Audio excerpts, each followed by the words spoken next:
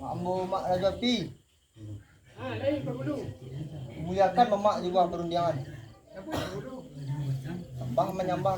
Akulah akan menjadi sebelum buah perundangan ambo tibukan ke hadapan mamak di ketua barundiang di hadapan nyiak mamak 100 dun sana. Nambah samurilah jemaah minta pada beliau. Dituju di badan diri ambo, di ambo duduk di mudu, mamak duduk di tua, kok kurang ambo tolong ditukuk, kok salah ambo tolong dibilai, di jemaah ambo minta pada mamak. Jemaah. Sabah menyembah kita kepada Allah, selawat dan salam kita hadiahkan kepada Nabi besar Muhammad sallallahu alaihi wasallam. Sungguh pun kalau mak surang tapi ambo menimbulkan sembah jalan nyobana nan taimbau.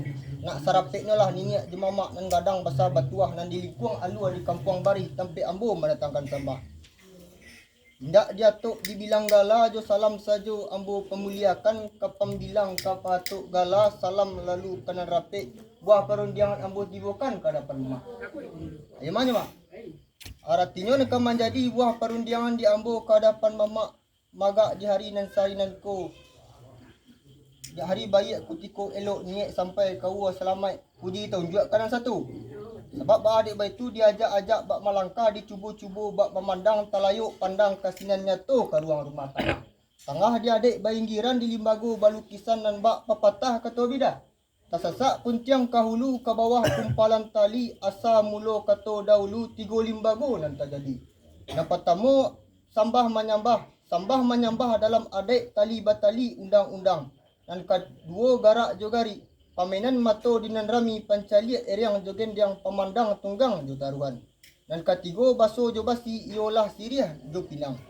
Dek lurih tujuan bana adik khusus cupak berpakai tarang di kita nan basamu kasasi bana padonan tumbuh adik berjalan sendirian.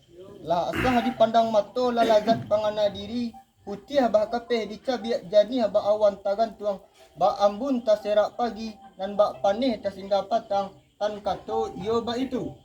Cupak adai labuan kato naraco ulasan suri ulasan naraco lautan budi ulasan suri nan tagantang isinya gantang nan tataga tiru tiladan sampai kini bana mau bungkanan piawai tasabui di mulut mani takato di baso bayak mulut mani talempong kato baso bayak gulo di bibir tarang bak lampu nan tagantuang sakete indak bakasalahan de adek bakai bauni dinan janji katemu fakai dinan lurui indak wilah indak namun adek berpakai juo bamain eriang juga yang batimbang baso jo basi di dalam adek nan tigo itu dia adek dan berbunga kambang dek pusako babuah ranun agak di hujan nan bapuhun dipikirkan katonan bahasa asalnya di pihak orang nan dua suku dijanji nan bau kuah di padan nan bakare janji bau kuah sama pape padan bau kuah sama panjang ikaranya tu bamuliakan labat tempuh labuhan nan golong labat turi jalanan pasar kasiak takaka ala bapijak batu talonggo ala balongkai lah tibu di halaman tanggo.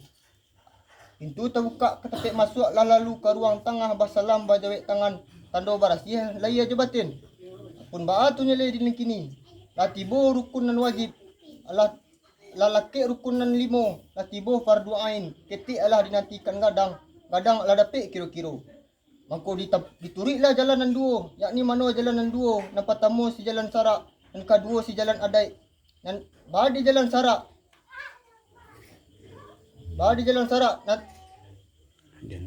Ijab jatuh kabua bajawek sahabayan kata saksi. Badi jalan sarak lah bantah kesuruh nambah gojong satu. Di hadapan saksi nan barampe. Ijab jatuh kabul bajawek sahabayan kata saksi. Lalu diikik je doa dipati jo kalimah. Allah banamu selamat semperono. Badi jalan adai. Nanti letak di tengah rumah.